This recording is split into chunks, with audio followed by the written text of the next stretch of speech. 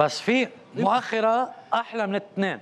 ألف ميش، إذا بدك يعلن مؤخرة بس ما حنختلف له خي. اعتبرها مثل تصفية الطريق، وفك عن الجديد وفك عن المؤخرة. شو كلاس؟ ايه شو رافينيه؟ ايه مهذب كثير. ليك تسلم لي. هو لا لك شغله بس بخصوص هاي المؤخره اللي عم تحكي عنها يلي هي بتخصك. انا بتخيل هيدي مؤخره بدها تحسين.